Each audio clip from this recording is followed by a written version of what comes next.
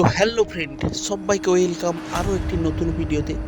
তো অনেক দিন হলো গঙ্গাসাগর মেলা থেকে কিন্তু আমরা ফিরে এসেছি, আর সেইখানকার ভিডিওটি আপনাদের সামনে দেব করে আর দেওয়া হয়নি। তাই আজকে ভাবলাম ভিডিওটি আজকে দিয়েই দিই, তাই বসে পড়লাম এডিট করতে। বলতে বলতেই আমরা কিন্তু চলে এসেছি কুঁকড়াহাটি ফেরিঘাটে। তো দেখতে পাচ্ছ এখানে কিন্তু গঙ্গাসাগরে যাওয়ার জন্য প্রচুর পরিমাণ মানুষ কিন্তু ওই দিন ভিড় জমিয়েছিল। আর এদিকে কিন্তু লঞ্চটি দেখতে পাচ্ছ কি অপূর্ব লাগছে, আর লঞ্চের ভেতরে দাঁড়িয়ে আছে অনেকগুলো মানুষ, আর তার সঙ্গে আমি, সবাই মিলে আজকে যাচ্ছি আমরা গঙ্গাসাগরে। তো দেখতে পাচ্ছ বন্ধুরা, প্রকৃতি কতটাই না সুন্দর, আর জলে তার সৌন্দর্যতা আরও অনেক বৃদ্ধি পায়। তো দেখতে পাচ্ছ বন্ধুরা, নদীর মাঝখানে একখানি নৌকা, কত সুন্দর না একখানি দৃশ্য। তো যা ছোটবেলা আমরা বইয়েতে পড়েছিলাম তা কিন্তু আজ চোখেই দেখে নিলাম। তো দেখো বন্ধুরা, এখন কিন্তু পৌঁছে গেছি লঞ্চে আবার ওঠার জন্য। আবার যাব আমরা কচুবেড়িয়া ঘাটের উদ্দেশ্যে। তো দেখতে পাচ্ছ এখানে কিন্তু প্রচুর পরিমাণ লোক লাইন দিয়ে দাঁড়িয়ে আছে, আর সব শেষে আমরা কিন্তু উঠে গেলাম লঞ্চে। আর লঞ্চের ভিতরে আমরা দাঁড়িয়ে রয়েছি, আর এদিকে দেখো একদল মহিলারা গান করছে।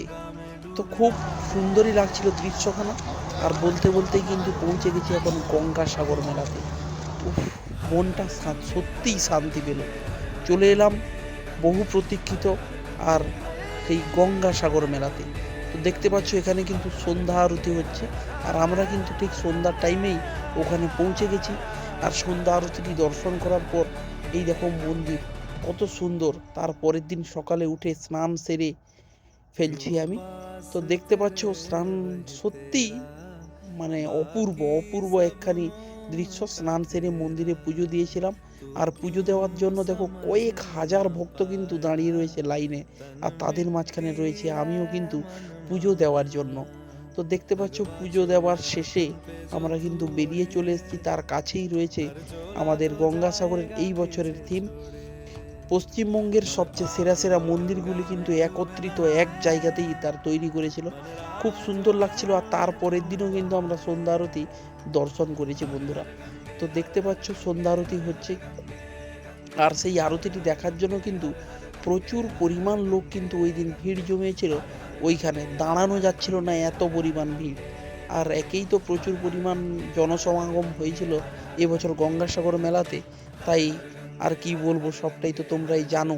তো দেখতে পাচ্ছ এখানে কিন্তু প্রচুর অগণিত মানুষ কিন্তু সকালে স্নান করার জন্য আবার সমুদ্রের উদ্দেশ্যে যাচ্ছি। আর তারপরেই কিন্তু আবার বাড়ি ফেরার পালা।